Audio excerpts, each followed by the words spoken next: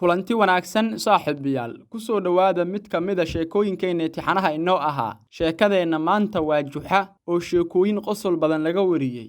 isla markaana ka mid ah sheekooyinka caalamka oo dhan looga madadaalo Juxa beri baa waxaa jiray nin Juxa la oran jiray wuxuu ahaa nin ku dheereeya maadda iyo murtida Juxa ayaa dameer uu lahaa suuqa keenay si uu uga iibiyo nin doonayay inuu iibsado ninkii oo dameerka bil kaydinaya ayaa hal mar qabtay sayntii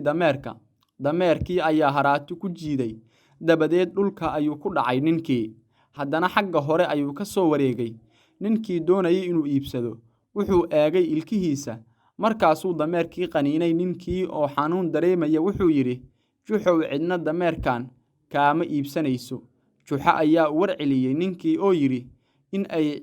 cidi iga iibsato uma keenin suuqa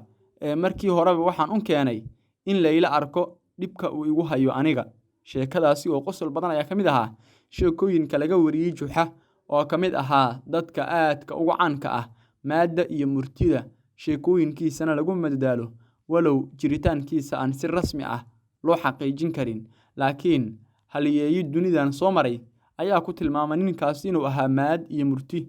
ruux alla ku manaystay inkastoo sheekooyinkiisa ay yihiin kuwa malawaal ah saaxiibayaal boggaan falow inoo dhaha muuqaalkan shargareeya mar walbana nagu xirnaada oo sheekooyinkeena